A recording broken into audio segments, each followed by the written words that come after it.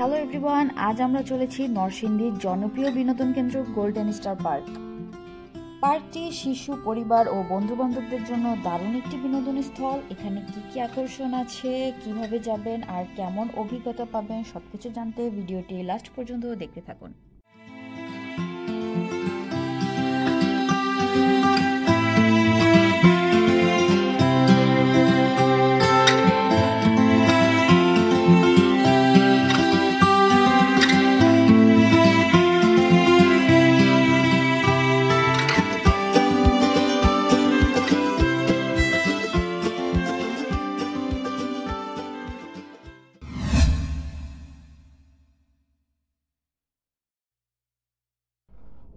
ঢাকা থেকে কিভাবে যাবেন নরসিংদীর গোল্ডেন স্টার পার্ক? ঢাকার গাবতলী, মহাখালী, সায়দাবাদ থেকে নরসিংদীগামী বেশ কিছু জনপ্রিয় বাস পাওয়া যায়, যেমন অভি, দিগন্ত, ইলিশ, দোলা, যার ভাড়া পড়বে 150 থেকে 200 টাকার মধ্যে।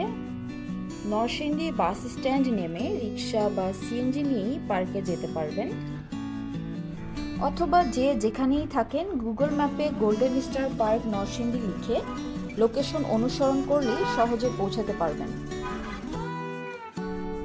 পার্কটি নরসিংদী জেলার শিবপুর উপজেলায় অবস্থিত। ঢাকা থেকে মাত্র 40 থেকে 50 কিলোমিটার দূরে গাড়িতে 1.5 থেকে 2 ঘন্টার মধ্যেই পৌঁছানো সম্ভব। বাস, প্রাইভেট কার বা মাইক্রোবাসেও সহজে আসা যায়।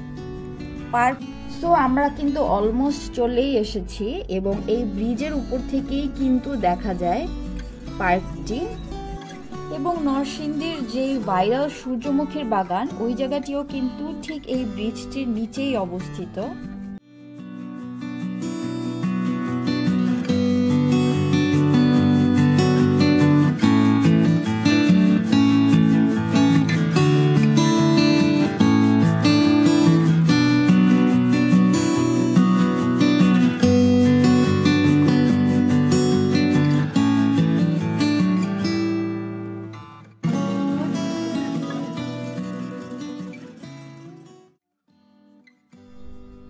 এই পার্কের টিকিট মূল্য হচ্ছে 100 টাকা। এখন আমরা পার্কের ভিতরে প্রবেশ করব এবং কোথায় কি কি আছে, কি কি রাইড এনজয় করতে পারবেন বাচ্চাদেরকে নিয়ে, সবকিছু জানতে ভিডিওটি না টেনে সম্পূর্ণ দেখতে থাকুন। এবং যারা প্রথমবারের মতো আমার এই ভিডিওটি দেখছেন তারা অবশ্যই সাবস্ক্রাইব করে আমার পাশে থাকবেন।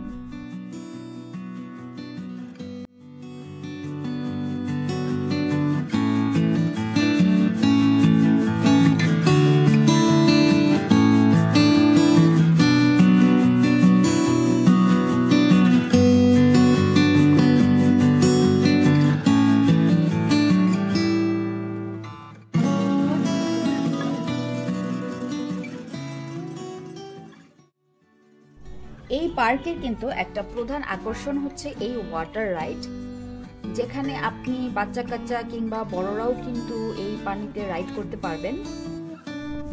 এই রাইডগুলোর জন্য কিন্তু অবশ্যই আপনাকে আলাদা টিকিট প্রাইস গুনতে হবে। পার্কে প্রবেশের সময় আপনি যে 100 টাকার টিকিট কিনে পার্কে প্রবেশ করেছেন, সেই টিকিটের জন্য কিন্তু আপনি অনলি একটি রাইড ফ্রিতে ভ্রমণ করতে পারবেন। এছাড়া আপনাকে যে কোনো রাইডে ঘুরতে হলে কিন্তু আলাদা টিকিট মূল্য দিতে হবে।